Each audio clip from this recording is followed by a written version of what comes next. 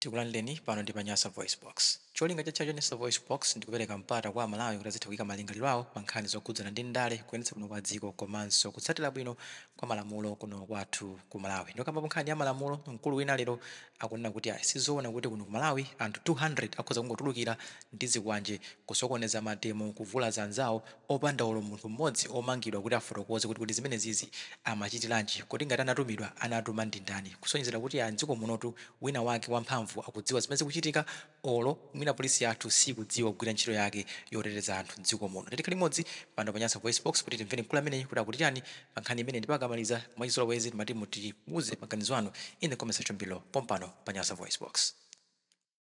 For sure ngati Malawi nzika zenizeni amene tidabadwira kuno timakhala konkuno kwathu konkuno tikuona ndi maso ndipo tikudziwa bwino zimene apolisi amachita. Apolisi alephera ntchito, apolisi alephera ntchito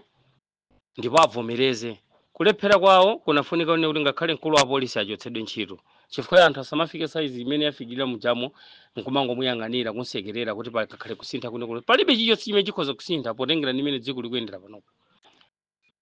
Wamkulu wa polisi anena kuti achotsedwe ntchito pabwera wa polisi wina kenako apereke malangizo mmene ntchito ingathe kumayendera.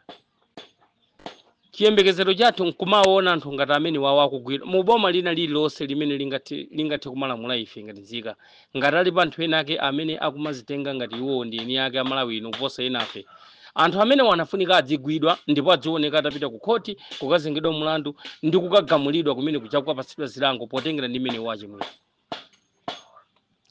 Iniyo mukuganiza kunena kuti zingakhale zoona nene kuti anthu 200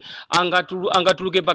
ujeni pa Botanic Garden pachapo kuseri kwa parliament kuchako kupita pa ujeni presidential pillar pachakamba kutema anthu peno chapo aishiwa kuti anthu sakudziwa zimene Malawi Party sikudziwa kuti anthu amene anachoka 200 komanso ngakhale ngati dziko aishiwa anthu 200 kulephera kugwira anthu awiri atatu anene kuti iniyo munachokera anthu 200 osewosagwira olommozi. Inu munthu zolinga khali dziko limene.